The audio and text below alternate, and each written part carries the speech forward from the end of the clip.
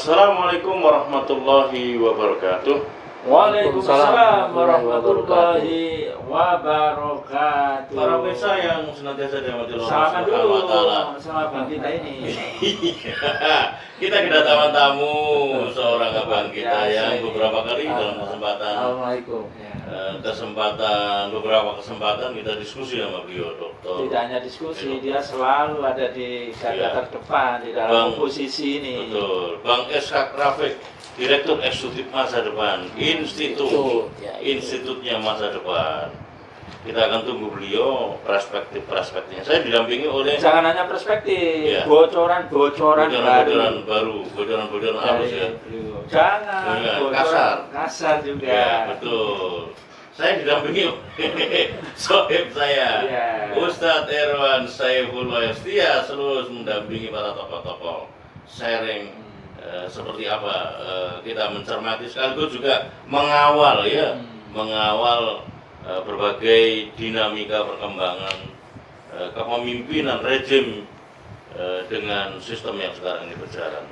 Tapi sebelumnya Ya. kita sampaikan pada netizen Ya. kepada para ulama dan seluruh pemirsa Ya. bahwa konten-konten ini atau pandangan-pandangan para tokoh ini Adalah bukan murni ujaran kebencian, Betul. apalagi memecah belah. Ini semata-mata kecintaan kepada bangsa negeri ini dan betul. ingin menyelamatkan negeri ini. Tidak ada yang lain. Iya, Karena sumbangsih.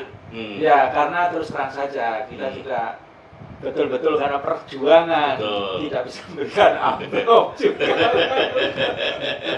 Yang bisa diberikan adalah keberkahan dari Allah Subhanahu wa taala. Semoga ini dicatat oleh Allah sebagai amalan makbulah. Amin. Saya diberikan bocoran poin-poin penting ya kalau kita bicara Sama masalah. beliau ini. Ya, betul. Yang pertama terkait dengan jatuh temponya hutang Presiden Joko Widodo seperti apa nanti ditanggung oleh Prabowo Subianto. Yang kedua adalah terkait dengan kabinet yang nanti akan dibentuk oleh Prabowo Subianto Sama yang Gibran. sama Gibran tentunya. Tapi kan itu hak prerogatif presiden. Artinya presiden yang memiliki kewenangan untuk membentuk kabinet barunya di tengah kondisi di mana revisi undang-undang Kementerian Negara itu membuka ruang Masya Allah. yang lebar tentang jumlah kementerian. Jumlah kementerian kan berarti pakai wakil menteri ya Bang ya. Saya tidak tahu wakil menterinya bikin 1, 2 atau enggak. Bisa 40 menteri. Yang ketiga, beliau juga ngasih catatan tentang proyek strategis nasional yang makin banyak korban rakyat terutama terkait dengan keberadaan kepemilikan tanah yang Jangan dimiliki korbannya oleh saja, keuntungannya juga ada juga. ya, ini seolah Bang memberikan satu spekulasi tentang seperti apa sebetulnya masa depan kepemimpinan rejim Prabowo sebagai ganti dari rejim Presiden Joko Widodo. Teringat dari prediksinya Koni Bakri, Koni Bakri yang menyatakan, yang memberikan sinyalemen bahwa masa kepemimpinan Presiden Prabowo itu hanya 2 tahun. Nah berikutnya itu akan dikendalikan oleh Gibran Rakabuming Raka. Ini logis ya kalau kita melihat konstelasi yang ada sekarang, di mana Gibran sebagai wakil presiden bukan hanya sebagai wakil presiden ansih, tetapi dia punya kewenangan lebih tambahan, yakni ketua aglomerasi. Dan juga Kaisang adiknya diapresiasi sekarang. Oh itu kan urusan partai politik. Dalam konteks pilkada katanya Pak Jokowi juga sampaikan di DKI Jakarta bagus, di Jawa Tengah juga bagus. Artinya Kaisang diapresiasi setelah kemarin ada amar Mahkamah Agung yang memberikan legacy atau ruang norma kepada Kaisang untuk bisa mendapatkan peluang menjadi kepala daerah dengan adanya 30 tahun ya, kemarin usia 30 tahun tetapi 30 tahun tidak pada saat pencalonan atau pemilihan, tetapi pada saat pelantikan. Dan ini menambah daftar di mana Gibran juga sudah diberikan ruang jika dia akhirnya sekarang menjadi wapres yang nanti akan dilantik bersama. Masih ada lagi. Siapa itu? Ya, Pak Bobi Jokowi Nasution juga masih menjadi sosok guru nanti. Nah, dengan adanya undang-undang DPA. Tapi nomon-omon katanya Pak Jokowi ketika dikonfirmasi oleh wartawan, Bang, tetap pada rencana awal mau balik ke Solo. Tetapi Ustaz Irwan Saifullah sering menyatakan karakter Pak Jokowi itu kalau dia menyatakan sen kanan, itu artinya sen kiri. Luar biasa. Kita lihat prediksinya beliau. Kita lihat. Nah, kita coba minta saran ini minta perspektif pencerahan kepada Abang ini seperti apa ini, Bang? Kemungkinan ke depan terutama kesinambungan kepemimpinan Prabowo, apakah dia benar-benar bisa mandiri dan independen atau masih dalam cengkeraman pengaruh Presiden Jokowi itu? Silakan, Bang. Silakan, Bang, minum dulu, Bang. Kita terima kasih, tadi panas tadi. Ini Selamat ini tadi bilang sama saya, kita jangan keras-keras. Jadi kita yang adem ayem aja, karena tadi sudah semuanya pada keras. Faisal Basri keras, yang lain-lain keras, Marwan Batubara keras. Jadi saya disuruh adem ayem. Tapi pancingannya bikin orang harus cari Panadol dulu, 6 butir baru bisa adem. Nah, kita lihat aja ya. Prabowo sudah terpilih, sudah dimenangkan oleh KPU, dimenangkan oleh MK.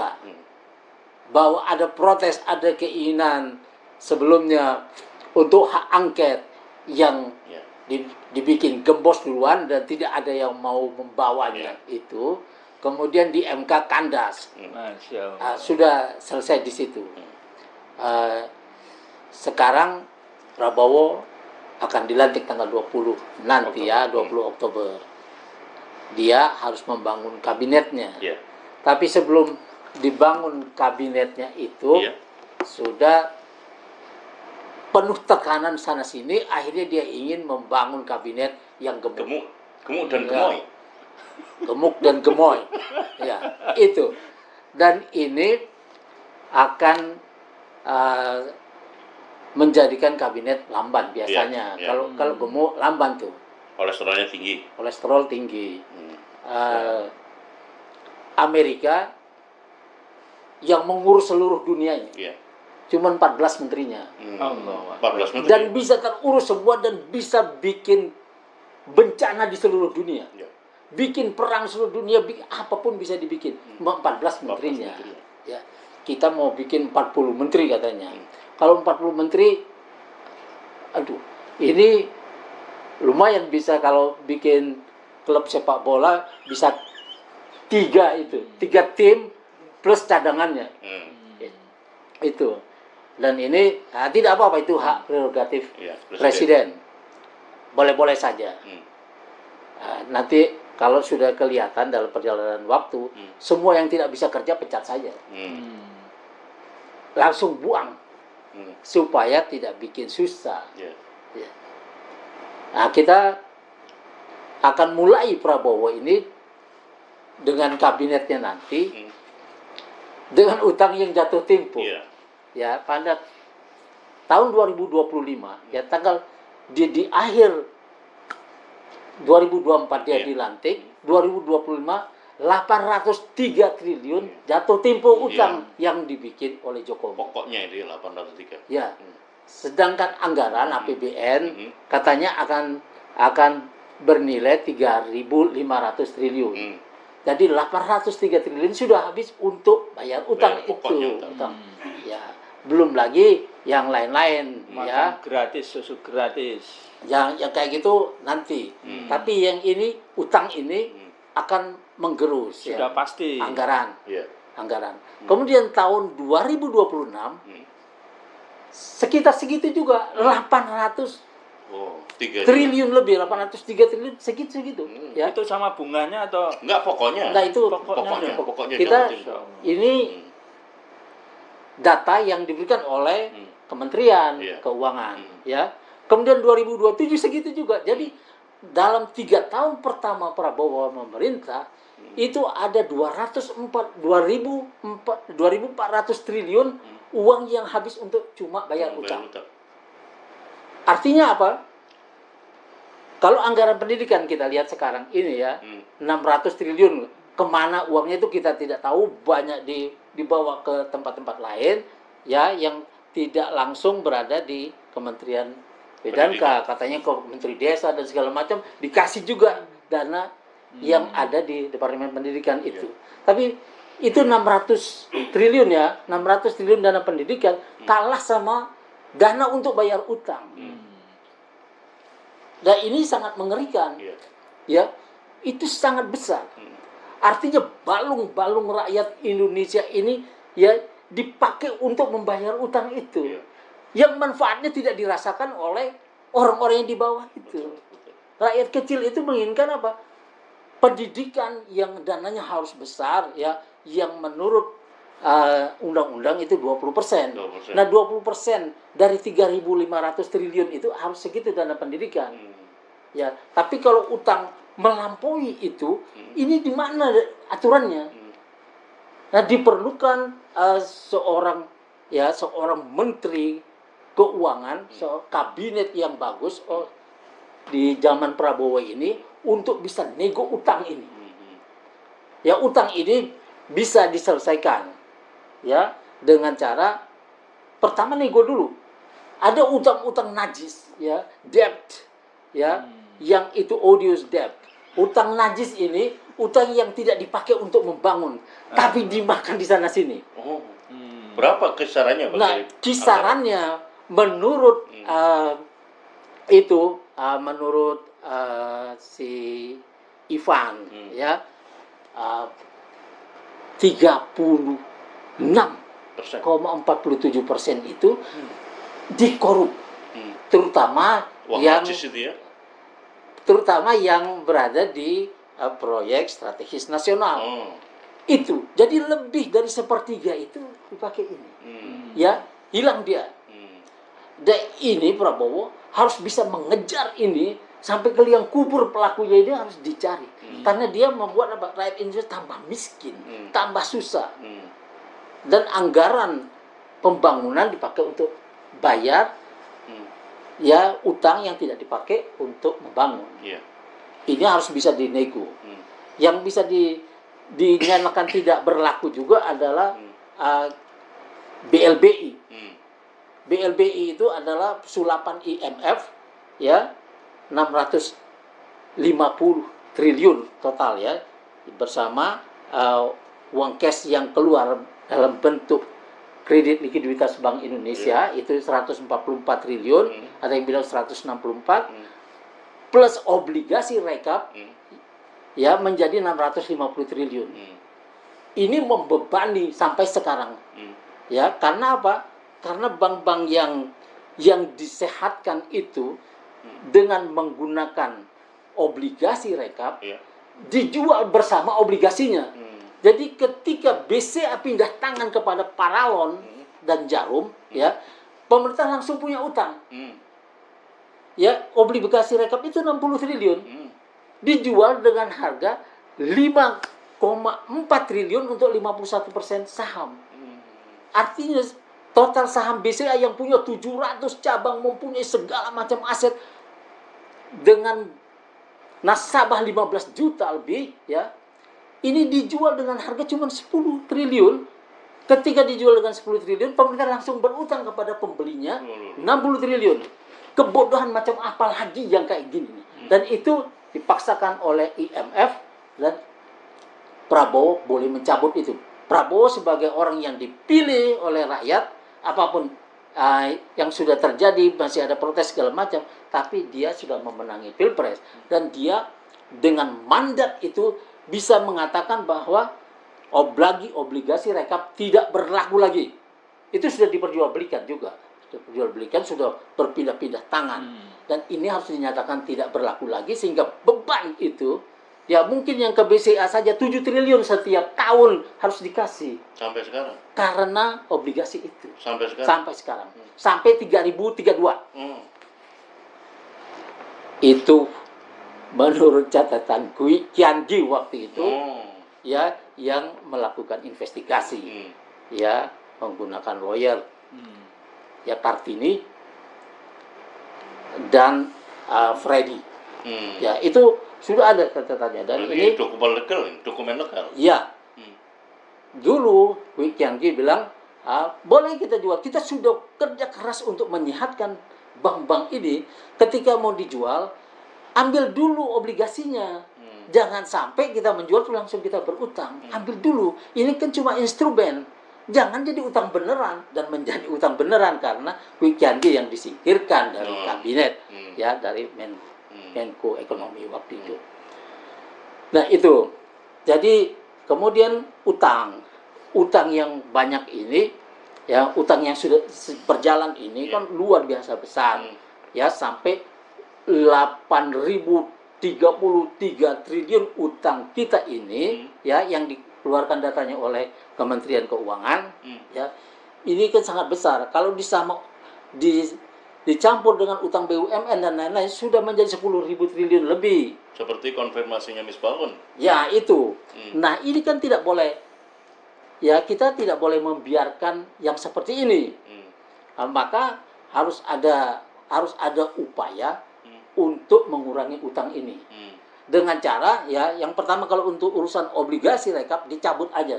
Dinyatakan tidak berlaku atau aja IMF tanggung renteng karena dialah yang mengarahkan kita untuk melakukan itu. World Bank sebagai pengamat ya pengawas yang tidak melakukan pengawasan membuat kita jadi bangkrut, itu juga harus menanggung utang itu. Nah, kemudian utang-utang yang besar ini yang terlalu besar yang membuat kita diperas terus-terusan, ini harus ada negosiasi untuk dikurangi. Ya, dipindah tempatnya, ya. Untuk utang cukup kita bayar 200 triliun aja setiap tahun, sisanya itu untuk pembangunan. Itu masalah negosiasi saja. Ya, jangan ngutang lagi, pasti dikasih. Karena apa? Jaminannya adalah aset-aset negara ini. Ya, jaminannya adalah tempat-tempat strategis tambang-tambang kita itu habis untuk kayak gini-gini.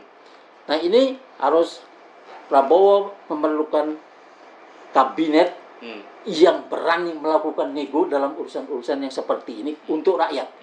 Ya, itu satu dalam urusan utang. Ya, ada 3 contohnya. Ada Pakistan, ya, yang ketika terjadi perang Amerika ingin memerangi Afghanistan, tetangganya Pakistan, Amerika bilang kepada Musharraf, dia akan menggunakan udaranya itu, udara Pakistan. Pakistan, Musharraf bilang apa? Dia bilang, oke, boleh, tapi ini tetangga saya ini Muslim, saya akan dimarahi, akan dimusuhi oleh semua tetangga saya yang Muslim, karena saya membiarkan ya rakyat Muslim diperangi begitu, dibunuh di depan saya, kan gitu. Nah, saya mau sesuatu yang imbalan yang bagus dong, kan gitu. Saya pasti dimusuhi. Kata Amerika apa? Dia minta apa? Utangnya dipotong 50%. Jadi dibebaskan 50% dan sisanya yang 50% bunganya 0. Sehingga Musharraf bisa memutar roda ekonomi Pakistan lebih baik, lebih bagus. Ya, kemudian ada lagi Argentina. Argentina harus membayar utang yang besar padahal negaranya memerlukan itu, ya, memerlukan duit yang besar. Kemudian dia bilang, presiden terpilih itu bilang bahwa saya tidak punya uang untuk membayar utang. Rakyat saya butuh uang untuk hidup mereka, untuk membangun ekonomi Argentina. Kita perlu uang untuk itu. Jadi untuk sementara saya tidak bisa bayar utang. Dia bilang begitu. Semua orang marah dan bilang bahwa Argentina akan dijauhi, akan diisolir. Tapi ternyata ekonomi Argentina yang digulur dengan duit yang banyak itu, yang untuk membayar utang sebetulnya, tumbuh 7% tahun pertama. Tahun kedua tumbuh 8%. Tahun ketiga tumbuh lebih besar lagi. Setelah itu dia bisa bayar utang. Jadi, semua kreditor itu akhirnya kembali kepada Argentina untuk itu. Bisa diatasi dengan cara seperti ini. Prabowo boleh melakukan ini. Harus berani. Harus berani. Jangan hanya boleh. Iya. Satu negara di Afrika yang juga anggota anggota OPEC, jadi dianggap sudah kaya, tidak bisa dapat keringanan utang, nggak bisa. Ya, tapi presiden terpilih seorang militer, dia jago bermain. Terus dia bilang kita butuh ongkos demokrasi. Apa artinya itu ongkos demokrasi? Itu dia bilang. Nah, dia minta supaya setiap $1 utang dia itu dibayar dengan 3 sen. Ya, 3 sen saja. Ya, dibayar. Artinya dia minta potongan dia minta potongan dia minta 30. Dia bilang setiap $1 dia punya cuma 30 sen. 30 sen. Jadi dia minta potongan 70% utang itu. Ya. Siapapun yang mau, ayo ambil nih. Ya, 30 sen setiap $1. Kemudian setelah itu sisanya yang 30% itu lewat bantuan LSM, ya, non government organization, NGO, ya, bisa dibeli dengan harga 10%. Jadi dia bisa mendapatkan potongan 90%. Kecerdasan seperti ini yang dibutuhkan Indonesia. Keberanian, kecerdasan. Ya, dan ini masa Prabowo nggak punya keberanian itu. Kalau presiden sebelumnya ya yang penting dapat utangan baru, yang berikut ini nggak usah, minta potongan aja, nggak usah cari utangan baru. Kemudian dari mana uang lagi? Minta bagian yang lebih besar dari SDA kita. Itu dana yang besar dan halal. Ya. Jadi kalau selama ini kita cuma dapat royalti untuk batu bara misalnya 13,5%, sebetulnya bisa mendapatkan sampai 60%. Pertama 20% itu barang tambang itu zakatnya itu 20%. Maka itu royalti yang 13,5% itu zakatnya aja nggak cukup. Kan gitu. Nah, itu harus dapat 20% milik rakyat Indonesia yang sekarang ada dan yang bakal lahir. Ini tidak boleh diambil oleh siapapun. Ya. Itu 20%. Dari sinilah harus ditanggung pendidikan rakyatnya, kesehatan rakyatnya, bahkan listrik dan air bisa gratis dari 20% zakat tambang saja. Bisa gratis semuanya itu. Bahkan rakyat bisa kaya, bisa hidup bagus. Ya. Pemerintah cuma boleh membagi yang 80% kepada investor. Bisa 40, 50, 30, 62, berapapun yang disepakati. Tapi yang milik rakyat Indonesia tidak boleh diambil. Jadi dengan cara ini kalau dibagi rata 40-40 dengan investor, maka pemerintah bisa dapat 60% dari hasil tambang itu untuk bangsa ini. Setelah dipotong dulu 20%. 20% sudah jelas. Itu harus diwakili oleh direktur independen. Mewakili rakyat, yang 40% 2 direktur. Sekarang ini pemerintah tidak punya direktur di tambang-tambang itu. Karena apa? Tidak punya saham di situ. Karena kemampuan nego, kemampuan menggunakan ilmu yang didapat dari kampus ini nol dari kabinet. Sehingga tidak ada gunanya buat rakyat kepintaran itu.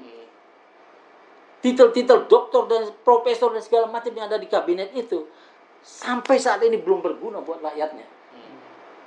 Malahan di awal-awal kemerdekaan, orang-orang para pendiri republik itu mampu nego dengan luar negeri, yang sekarang tidak.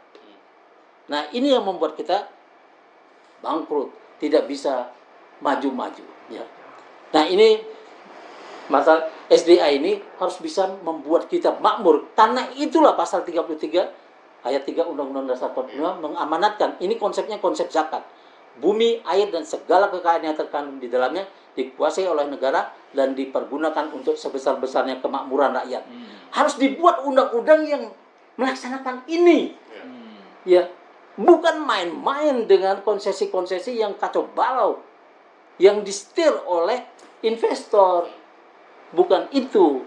Ya, kita mengharapkan pemerintah yang berpihak kepada rakyat ini.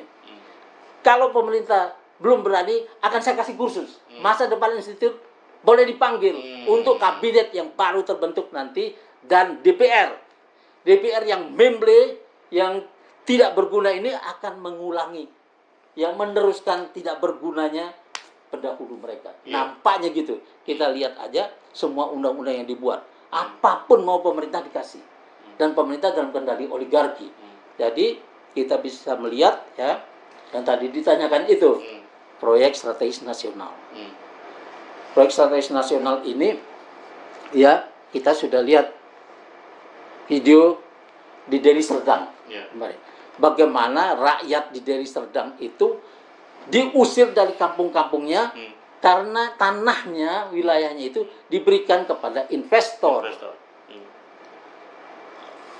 Tidak boleh pemerintah ini diangkat ya untuk ya seperti mengurus harta yatim piatu, kata Umar bin Khattab.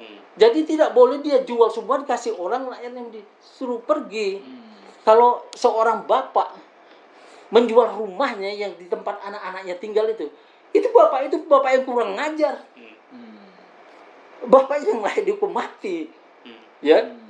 Makanya kalau banyak orang menginginkan pemerintah ini dimakzulkan karena sudah capek itu. Tapi kita harus yang adem-adem aja, ya. Kita makzulan konstitusional, makzulan itu. Iya, tapi kita harus yang adem aja. Sebelum berlanjut, Bang, Abang mengatakan bahwa urusan uang masuk ke negeri kita, mencari uang itu gampang sekali. Karena raw material kita, sumber daya alam kita ini sangat besar sekali. Nah, Bang, pertanyaannya apakah ini realistis dan logis? Ya, pasar-pasar di Eropa itu bisa ndak membeli batu bara, nikel, sawit dan lain sebagainya sebelum kita kirim? Sudah ada MOU, uang masuk dulu, Bang. Mungkin ndak yang seperti itu tuh? Semua itu mungkin dalam perdagangan. Mereka punya duit yang sangat banyak, yang mereka nggak tahu mau diapain. Mereka akan mengambil. Kalau kita tawarkan itu, kalau di harga pasar ya seperti gitu ya? Konsepnya Bang Rizal Ramli dulu kan, itu kan kita nilai isi tambang itu berapa. Ya, berapa isi tambang itu, kemudian itulah yang kita nego. Kamu mau ngambil saham berapa di sini? Nah, bagian kami kasih dulu. Ya, itu bisa. Atau barter, Bang. Mungkin enggak barter dengan minyak Rusia. Kita punya minyak, Kan kurang kita apa? kita 70% minyak kita pakai sendiri, 30% yang impor. Ya. Yang 30% itu sebetulnya kan ada asing yang nambang di sini yang diangkut. Kan gitu. Itu yang kalau kita kasih 100% milik kita bisa juga. Bukan dikonsumsi untuk dalam negeri, tapi dijual. Kan itu dijual ke kita lagi dalam bentuk impor. Itu. Jadi netizen, ini tidak sekedar kita kita melakukan Kebutuhannya kan mengkritisi, tapi ini sebetulnya secara real itu mampu. Tadi ini tanpa hutang, sama sekali tanpa hutang. Tinggal sebetulnya tadi yang beliau berulang kali tegaskan adalah keberanian dan kecerdasan. Loh, Prabowo berani yang dulu waktu Kita lihat kampanye nanti, itu dia kita lihat nanti. menggedor-gedor itu bahwa kita ini jangan dibodohi oleh asing dan asing. Dan bagaimana juga perhitungan atau kemungkinan yang ke depan akan terjadi terkait dengan spekulasi kuatnya Joko Widodo untuk melanggengkan politik dinastinya. Nah, itu Bang, problem Bang. Bagaimana itu untuk mengatasi? Jadi kita kembali ke situ ya. Cara kita mendapatkan duit. Ada Rempang di Selat Malaka. Ya. Diberikan kepada Tommy Winata. Tagnya cuman mau bangun pabrik kaca. Ya. Pabrik kaca itu kalau 20 hektar saja sudah terbesar di dunia. Kalau kita kasih 100 hektar lebih hebat lagi. Tapi seluruhnya mau diambil, ya 17.000 hektar. Dengan pulau sebelahnya mungkin sudah bisa menjadi 20.000 hektar. Tapi kenapa segitu? Nah, dan penduduknya boleh diusir. Dan pemerintah menggunakan tentara dan polisi untuk mengusir penduduk setempat. Ini tidak boleh mengusir rakyat sendiri. Zaman company sudah dilakukan itu. Ketika kita merdeka, kenapa kita melakukan hal yang sama? Kalau menginginkan tempat untuk pabrik kacau, ada 17.508 pulau kita punya, ya. Separuhnya, lebih dari separuhnya belum berpenghuni. Silahkan bikin pabrik kaca di tempat itu. Jangan mengusir penduduk. Dan itu rakyat Indonesia. Orang Rempang itu adalah rakyat Indonesia. Ya, tidak boleh diusir dari tempatnya. Pribumi itu, Pak. Pribumi. Nah, itu di Selat Malaka itu terjadi transaksi perdagangan terbesar di dunia. Melampaui 10.000 triliun. Yaitu dolar. Berarti itu Nah, Singapura. jadi kalau kita bersedia bayar dulu, Pak. kalau kita kelola itu, kita bisa mendapatkan 30% dari transaksi yang terjadi. Berapa berarti Ya. nilainya? 30%. Jadi 3.000 triliun setiap tahun. Tanpa utang baru ada Itu duit sudah- yang masuk. Sudah 90% APBN. APBN. Kan sudah beres kan gitu. Artinya Hmm.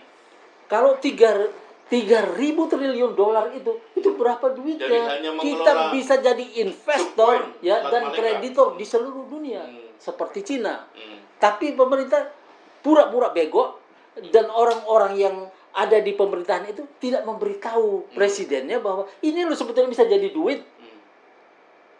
Tapi tidak dilakukan. Dikasih Tommy Winata menggandeng Cina. Cina menguasai Selat Malaka memang keinginannya. Nah, pemahaman geopolitik dari kabinet ini sangat diperlukan supaya negara ini tidak jadi bagian dari provinsi Guangdong atau apa gitu loh. Itu enggak gitu. Kelola ini. Nah, kalau kita dapat 3.000 triliun setiap tahun itu dari transaksi di sana, kita cuma memerlukan modal mungkin cuma 1 miliar US dollar untuk membangun kapal-kapal angkut yang besar. Ya, kata Sri Mulyani cuma 1 miliar. Kata Sri Mulyani. Nah, itu dulu. Ya kalau kita bikin, kita bisa minta kepada PT PAL. Kita bisa minta kepada Texmaco, mesin-mesinnya apapun yang Anda bikin, Texmaco bisa bikinkan mesinnya. Jadi dengan modal 1 miliarnya kenapa kita nggak mau? Tapi kita boleh kasih macam-macam, korupsi bisa sampai 500 triliun untuk hal-hal yang aneh-aneh. Nah, kenapa tidak modalin ini? Jadi harus dibatalkan proyek pabrik kaca punyanya Rempang. Iya, punya Tommy Winata itu harus dibatalkan. Dan sekarang sudah merambah ke Deli Serdang, juga mengusir penduduk dengan cara yang sama. Seruyan sudah dilakukan juga di Kalimantan ya. Kemudian Wadas, Kendeng, Papua.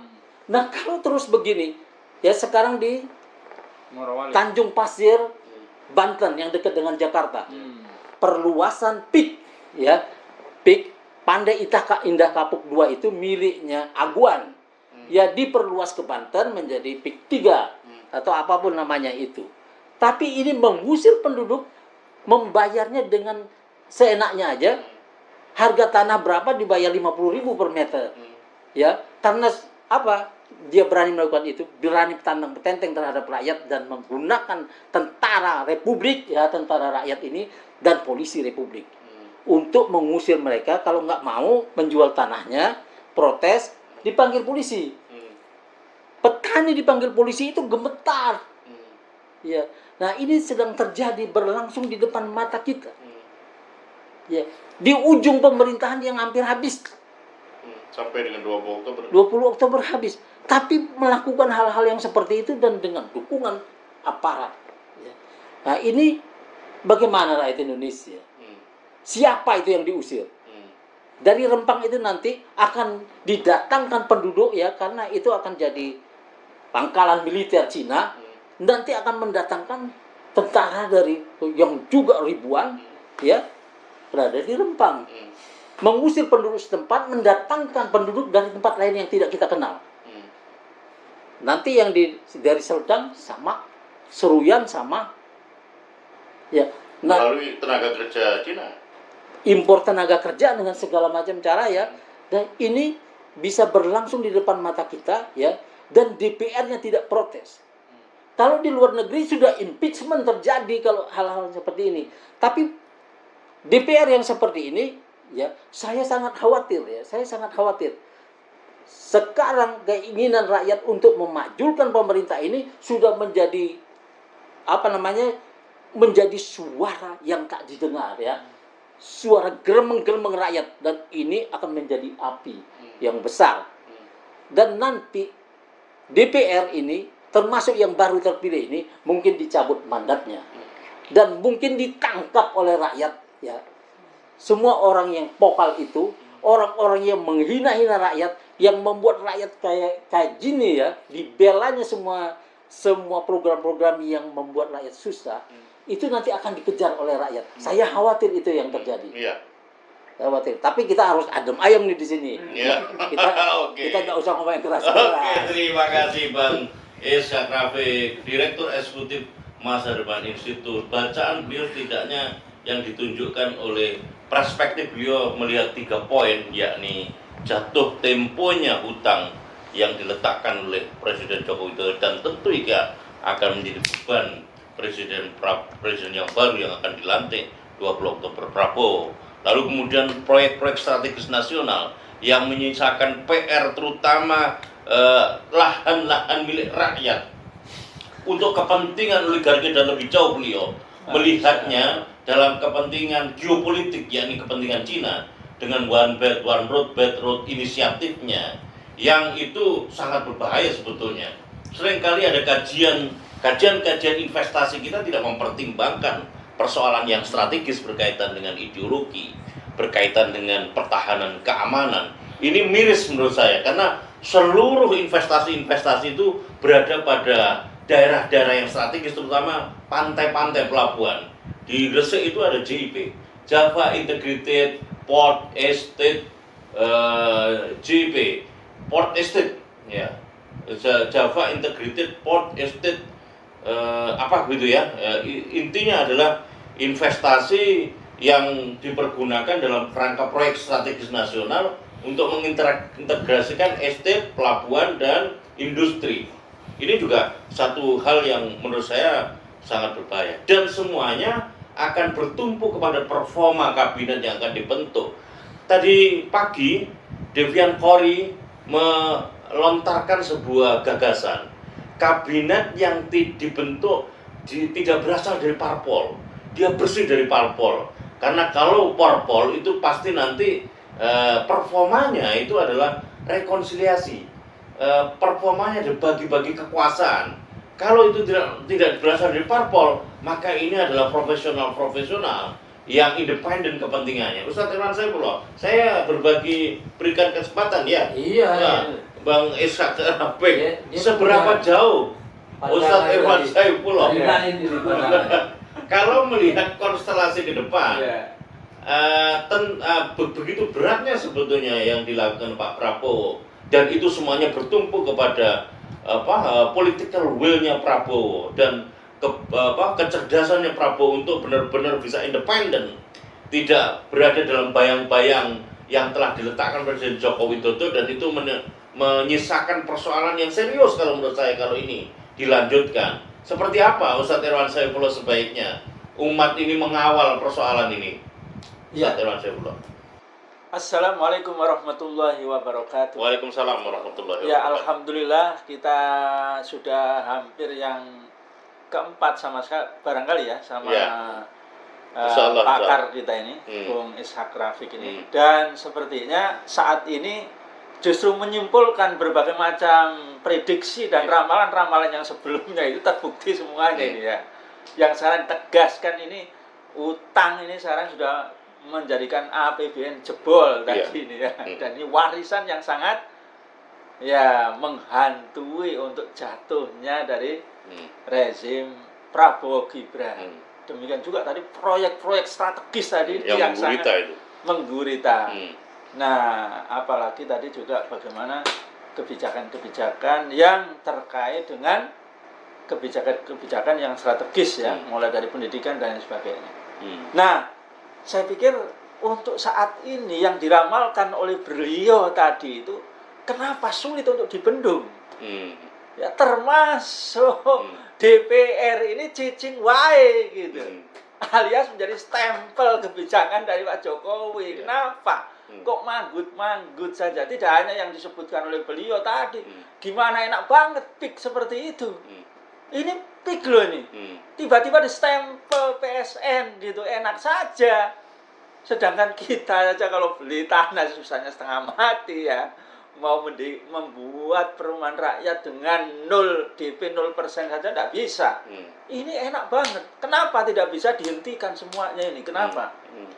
Nah, semuanya ini sekarang ini puncak dari politik Pak Jokowi ini seperti yang juga disebutkan di dalam Dirty Vote atau juga oleh Bung Faisal Basri. Ini kekuatan politik gentong babi ini. Ini puncak ini. Kalau disebutkan oleh di dalam buku The Power Game disebutkan di sana bahwa tabiat utama di dalam kekuasaan Amerika itu adalah ya uang, duit, fulus. Nah, gitu ya. Jadi disandarkan kepada uang, duit, fulus.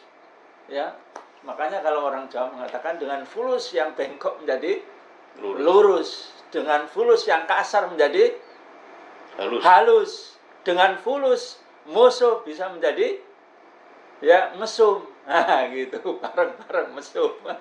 Coba ini terjadi semua di negeri kita ini.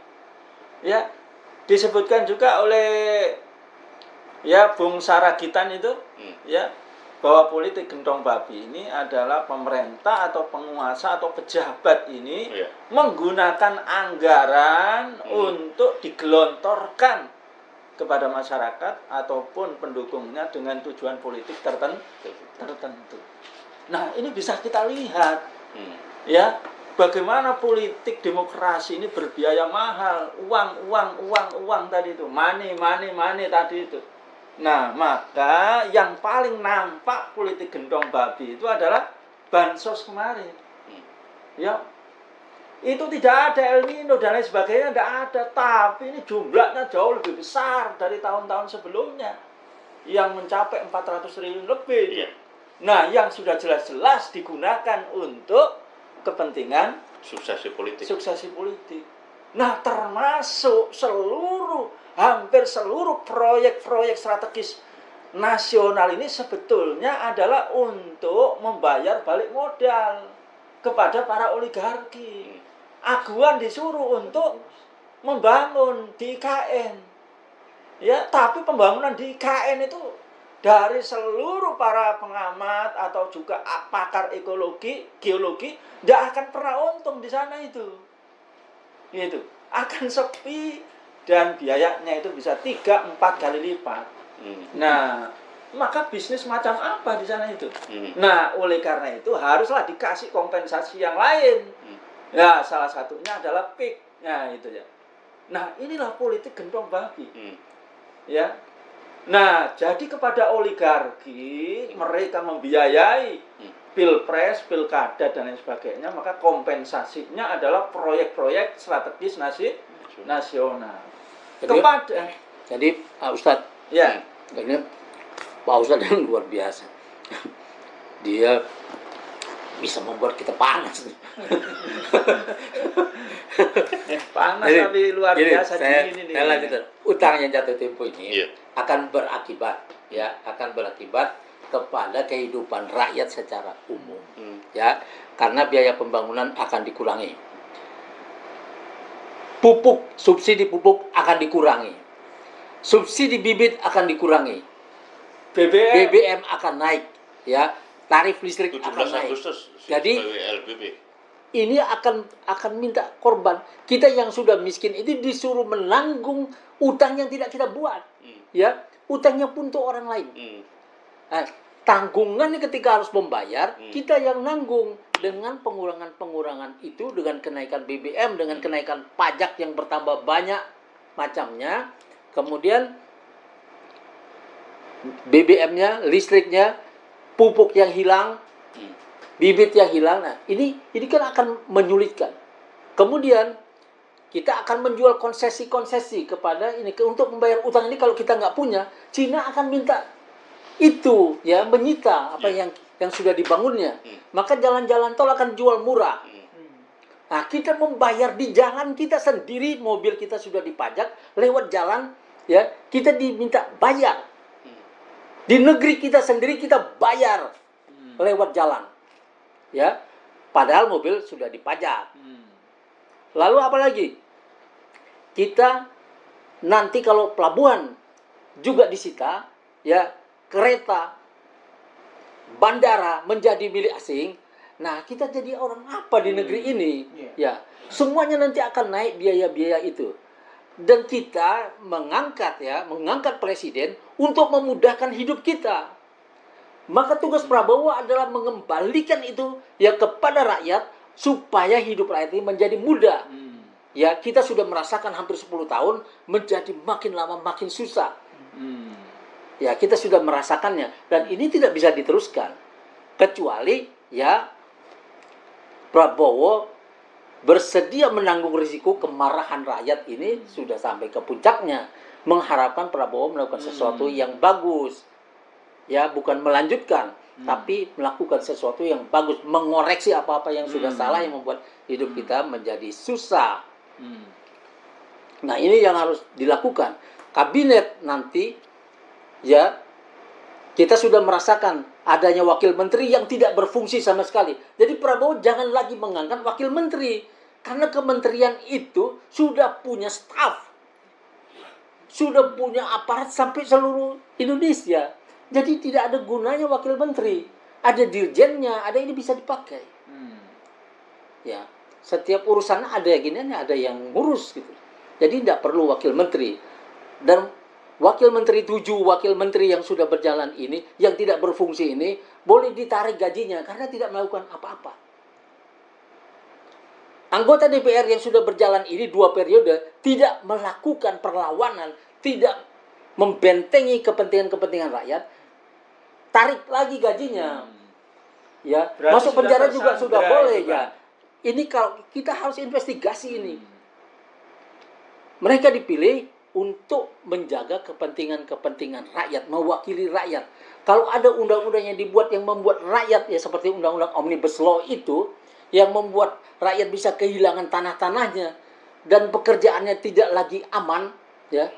Ini tidak dikontrol, ya. Tidak ditolak oleh DPR, ya, sudah pernah dinyatakan ya inkonstitusional, tapi didaur ulang masuk lagi jadi lagi undang-undang.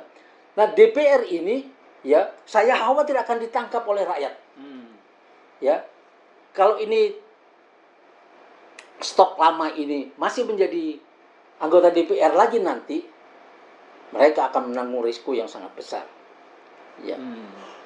Itu kekhawatiran kita sebagai orang yang berada di tengah-tengah masyarakat yang sedang panas ini. Begitu, ya, Pak? Iya. Luar biasa. Ya. Ini tambahan lagi, ya. Ini juga politik gentong babi dan juga termasuk politik sandra. Ya, bagaimana ya rezim Pak Jokowi ini nampak sekali dia tersandra oleh poros Beijing.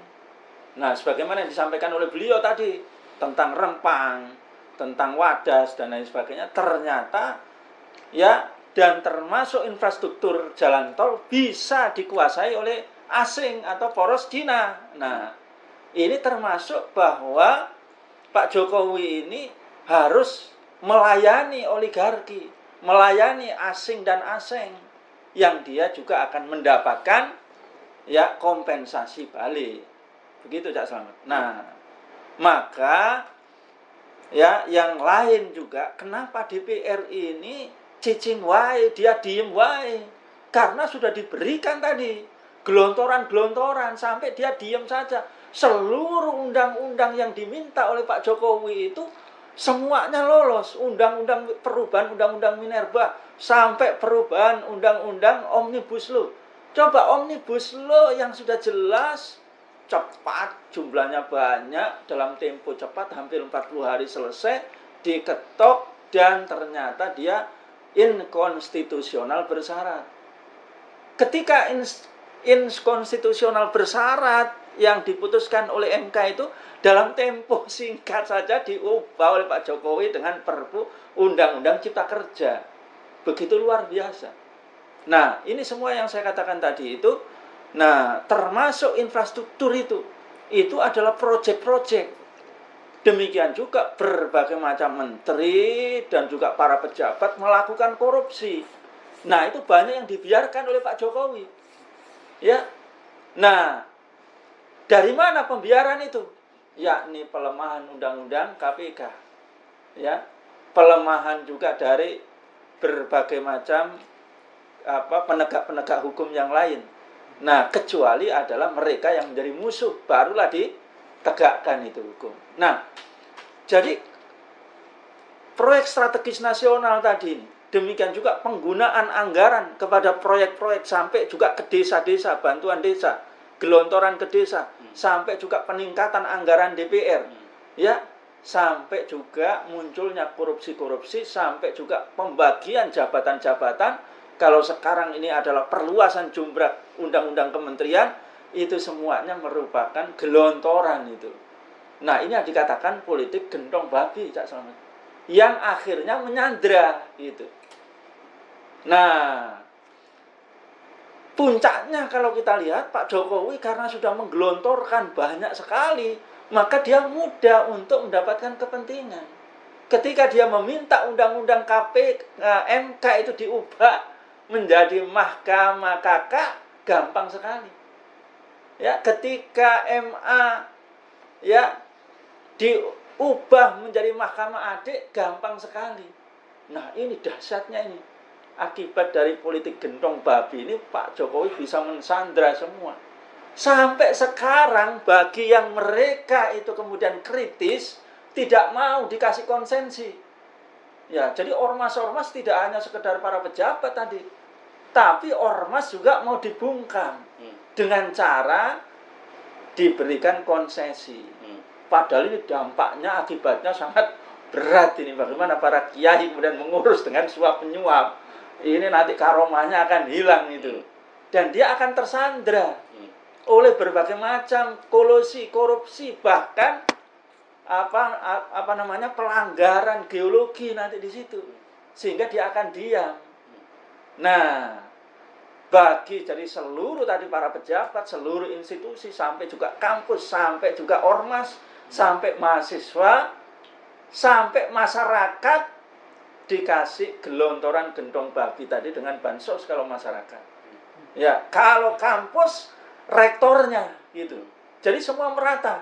Sedangkan yang mereka kritis, yang tidak mau seperti abang kita ini, para ulama, para habaib, Bang Faisal Basri, Bang Marwan dan yang lain sebagainya, telah disiapkan revisi Undang-Undang TNI, revisi Undang-Undang Penyiaran, revisi Undang-Undang Kepolisian. Kepolisian sekarang kayak super body dia itu sudah. Mampu dia langsung menyelidiki, langsung menindak, langsung menangkap, cepat dia di situ.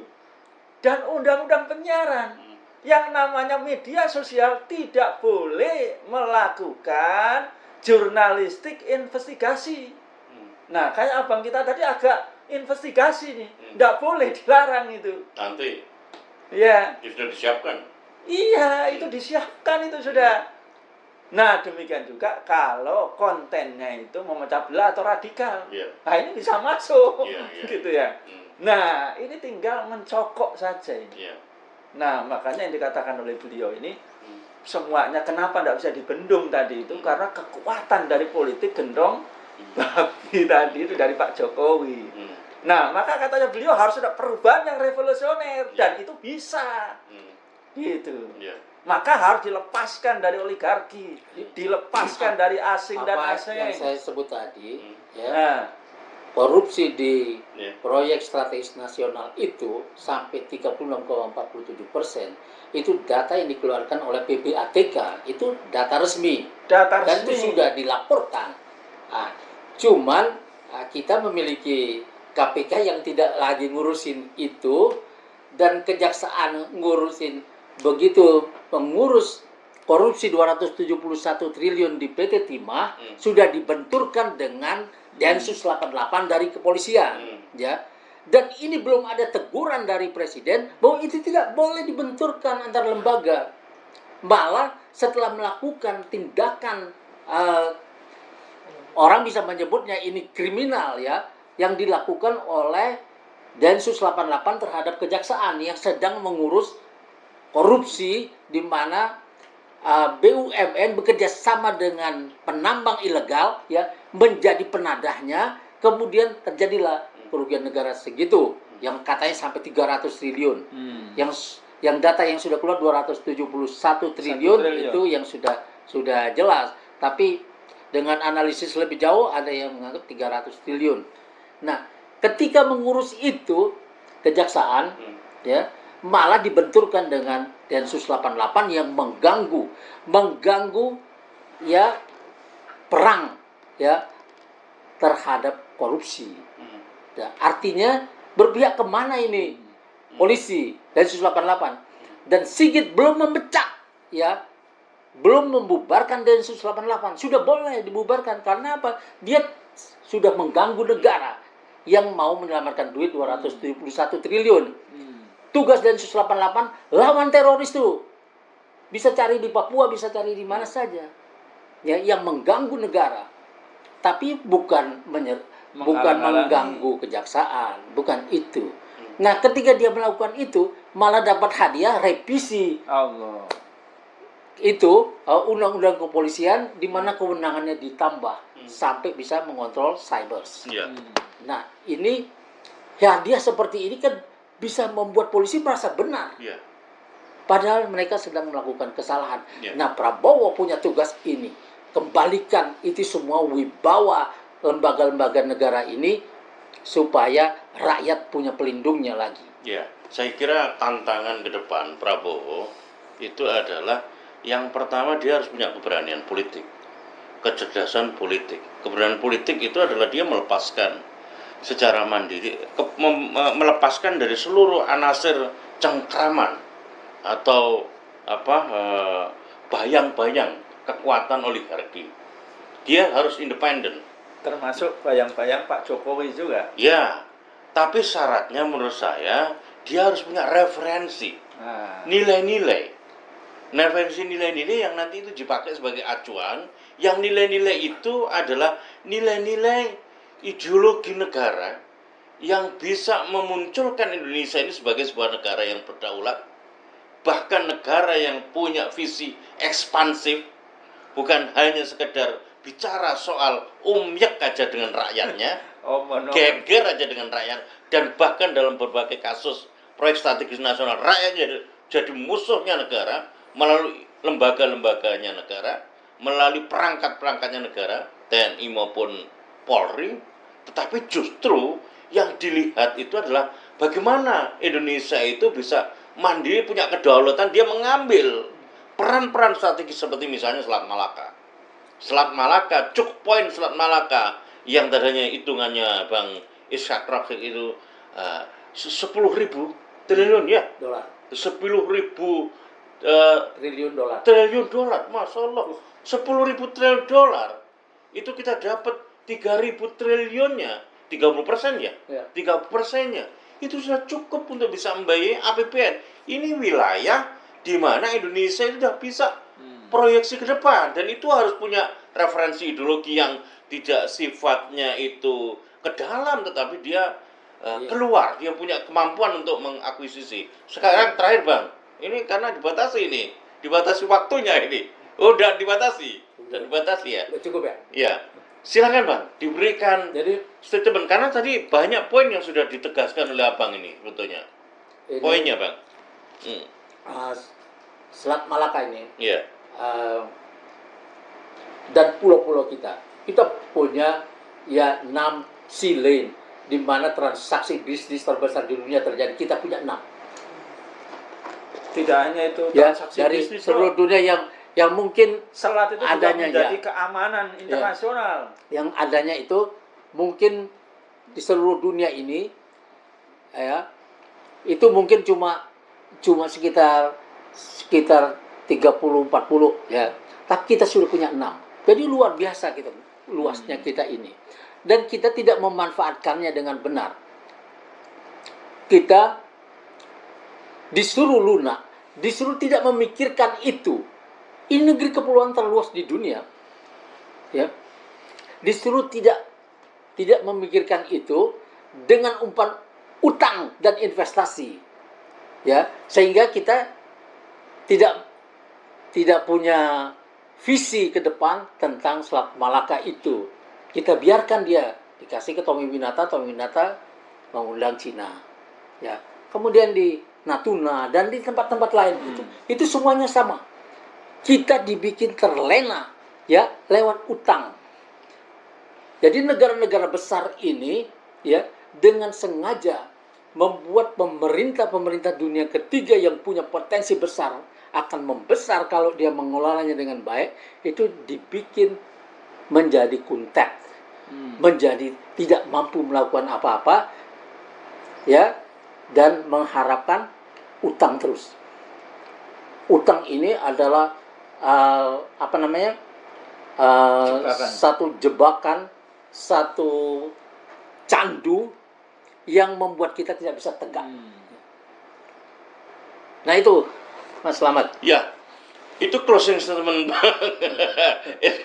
Nampaknya beliau sudah pada pemikiran yang membuncah, sehingga kemudian agak kesulitan untuk membangun retorika lebih, karena banyak sekali tadi kupasannya beliau.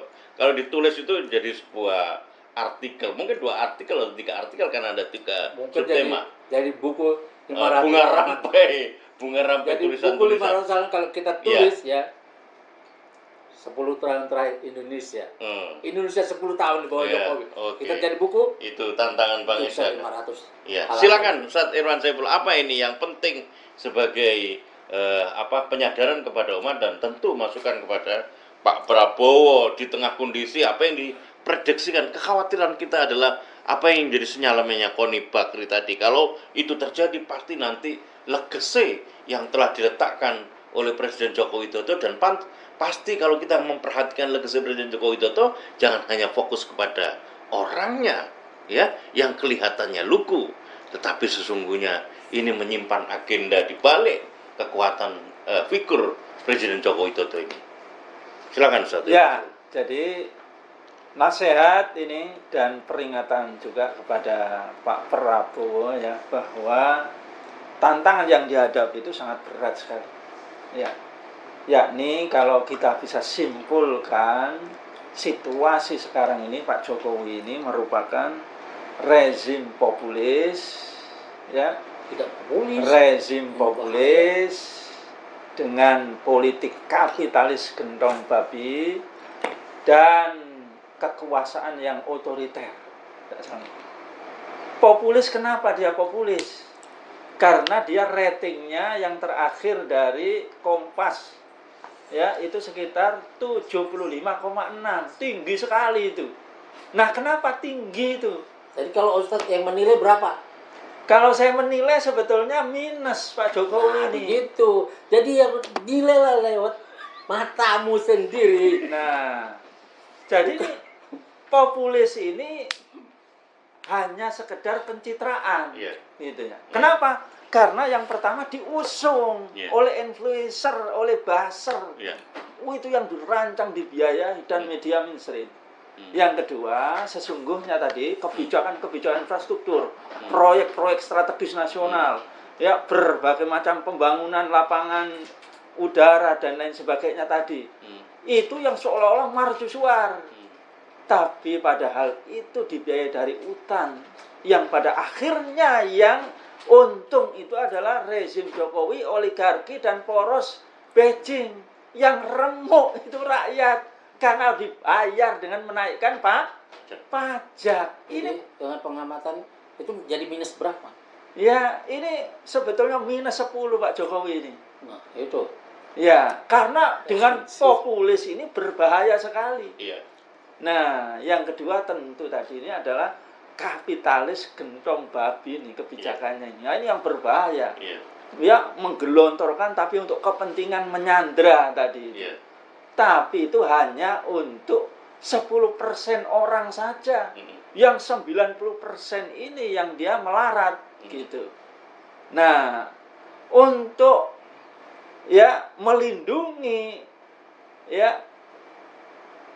melindungi jati dirinya yang populis pencitraan dan kapitalis jahat yang gendong babi tadi itu, maka dia harus menerapkan politik kekuasaan yang otoriter. Terbukti tadi revisi undang-undang kepolisian, revisi undang-undang TNI. Ya TNI itu harusnya hanya untuk perang gitu. Ya, mengamankan Natuna, mengamankan Laut Cina Selatan yang di situ banyak kekayaan kita yang ada ancaman. Kenapa dia juga ditarik untuk juga melakukan intelijen kepada masyarakat? Ini dua fungsi ABRI akan terjadi lagi dan itu bahaya gitu. Ya, nah demikian juga ada undang-undang ormas, undang-undang ITE yang hanya ditafsirkan untuk memenjarakan dan ya tokoh-tokoh yang kritis atau dia membubarkan gerakan-gerakan Islam. Nah, ini saya pikir problem dan inilah musuh yang terbesar. Yeah. Nah, solusinya bagaimana? Yeah. Seperti yang disampaikan oleh beliau, tidak ada yang lain, perubahan mendasar atau hijrah, gitu ya. Nah, salah satu yang menarik tadi ini, kita ini kaya raya. Yeah. Menurut beliau secara konstitusi, sumber daya alam yang jumlahnya banyak ini sebetulnya adalah harta publik ini. Yeah. Bukan harta privat. Menurut pasal 33. Yeah. Kalau ini yang milik publik harus dikuasai negara. Dikelola oleh negara. Hasilnya untuk kepentingan rakyat. Nah, sekarang ini sistem kebijakan ekonomi dan politiknya tadi adalah kapitalis liberal gentong babi tadi. Sehingga semuanya itu dikasihkan kepada oligarki asing dan asing. Nah, sehingga hanya sekitar 10% yang menikmati. Rakyatlah yang menjadi korban. Ini harus diubah, dikembalikan. Dan persis di dalam prinsip Islam. Kalau beliau mengatakan, ya, perlu juga figur yang kuat seperti Umar bin Khattab, Khalifah Umar bin Khattab. Ya, ini Pak Prabowo harus berani nih. Nah, sistem ekonomi tadi salah satunya itu memang harus mulai berani kita mengubah sistem kepemilikan di dalam. Kalau sosialis semuanya dikuasai oleh negara. Kalau kapitalis diserahkan kepada individu. Tapi kalau Islam ada harta publik yang itu adalah milik rakyat dan dikelola oleh negara. Ada harta negara juga dikelola oleh negara yang hasilnya dikembalikan kepada rakyat. Tapi banyak juga sektor-sektor publik, sektor-sektor individu yang sangat luas. Nah, sehingga rakyat itu berdaya, menjadi kaya, negara juga menjadi kaya untuk melayani rakyat tadi. Nah, saya pikir sistem Islam yang seperti ini, yang juga konstitusional ini harus menjadi sebuah ya alternatif perubahan. Di samping tadi juga harus ada keberanian dari Pak Prabowo. Jadi kalau diprediksi tadi nanti ini kalau tidak dibendung, ya, atau tidak dihentikan, ya, kekuasaan rezim yang populis, kapitalis gentong babi dan otoriter tidak dihentikan, maka akan hancur negara ini. Nah, dibutuhkan kepemimpinan yang kuat. Nah, makanya segala kemungkinan bisa terjadi nih. Nah, makanya Pak Prabowo ini harus nanti ini mendekat kepada para ulama, kepada para habaib yang sudah terbukti. Ya, aktivis-aktivis atau tokoh-tokoh seperti beliau ini tidak ada kesalahan sama sekali. Habib Rizik juga tidak ada kesalahan, FPI tidak ada kesalahan sama sekali, terbukti.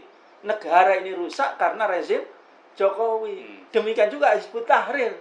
Demikian juga guru-guru besar yang sekarang bergerak semuanya ini.